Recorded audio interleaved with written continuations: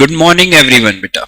मुझे मालूम है कल आपका अकाउंट्स का पेपर हुआ, बहुत अच्छा हुआ क्योंकि सर ने आपको बहुत प्रैक्टिस करवाई थी, बहुत अच्छे रिविजन्स लिए थे, लास्ट तक डाउट्स ली थी।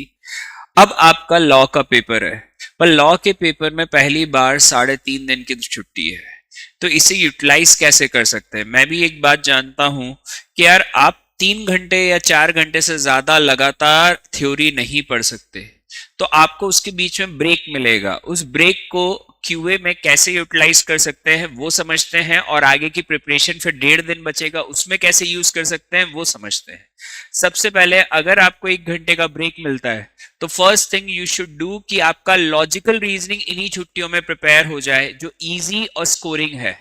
आपको क्या करना है, जैसे ही ब्रेक मिलता है एक आधा घंटा आधे घंटे का, जब आप ब्रेक लेते हो थ्योरी से, तो you should do your logical reasoning. 4 chapters हैं, चारों को अच्छे से प्रिपेयर करोगे, दैट वुड बी 20 मार्क्स, अच्छे से ही प्रिपेयर हो जाएंगे।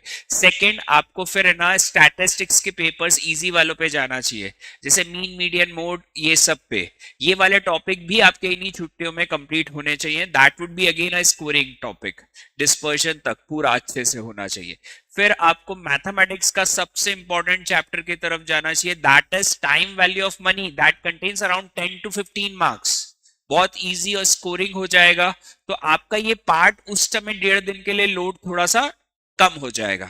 फिर आपको है ना, अगर मैथमेटिक्स के और किसी चैप्टर पे जाना है, आपके पास टाइम बचता है इन 3 दिन की छुट्टियों में, तो first of all go for आपका इजीएस्ट चैप्टर जो आपको लगता है। मुझे लगता है कि आपको या तो एपीजीपी या परम्यूटेशन कॉम्बिनेशन पे जाना चाहिए, जो स्कोर भी बना पाए और आपका अच्छे से प्रिपेयर भी 2-2 बार रिविजन्स में हुआ है, जो मैंने 2-2 बार आपको रिविजन्स में कराया भी है।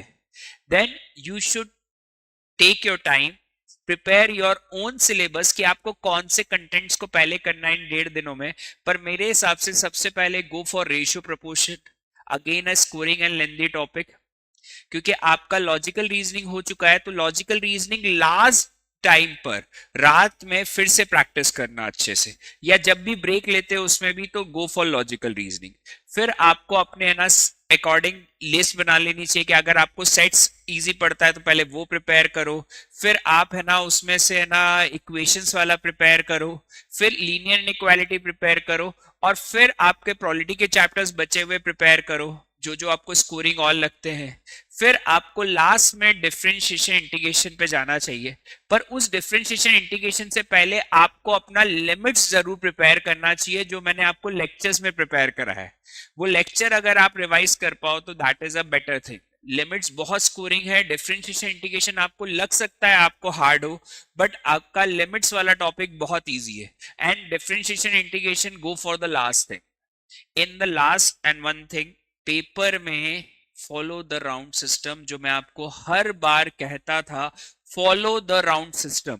सबसे पहले हमेशा 60 to 70 बहुत इजी क्वेश्चंस होते हैं, सबसे पहले उन्हें प्रिपेयर कर लो, उन्हीं क्वेश्चंस को है ना टारगेट करो। 70% अगर पेपर हो जाता है तो अपना कॉन्फिडेंस लेवल और हाई हो जाता है, फिर जो डिफिकल्ट क्वेश्चंस है वो अपने आप बन जाते हैं। तो सबसे पहले आपको राउंड सिस्टम फॉलो करना चाहिए, जो एक नजर में आपको क्वेश्चन आ जाते हैं। हमेशा ऐसे क्वेश्चन 70% होते हैं, 70% क्वेश्चंस हो जाए, फिर गो for the next level of average and the last most lengthy and difficult questions. This should be the round system जो आपको पेपर के टाइम पे फॉलो करना चाहिए, और शांति से पेपर करना। बहुत प्रिपेयर कराए, और कोई उम्मीद नहीं कि बहुत ज्यादा डिफिकल्ट पेपर नहीं आता। मैक्सिमम टाइम पे आप पेपर्स देखोगे तो 70 to 80% इज इजी पेपर। तो सबसे पहले वो टारगेट करो, अच्छे से हो जाएगा तो आपका कॉन्फिडेंस बढ़ेगा, तो आपके लॉजिक्स आप अच्छे से और अप्लाई कर पाओगे। कई बार ऐसा भी हुआ है कि बहुत इजी क्वेश्चन में मिस्टेक आई है, प्रीवियस टू प्रीवियस पेपर में ऐसा हुआ था। कभी भी कोई क्वेश्चन बहुत इजी लगता है, पर उसको अपने ईगो पे मत आन दो, नहीं आया ठीक है, go for the next question. This should be your strategy for the paper day. Clear है? All the best, go for it. मुझे लगता है बहुत प्रिपरेशंस करी और बहुत अच्छे स्कोर्स इस बैच से मुझे उम्मीद है और आ जाएंगे। थैंक यू बेटा।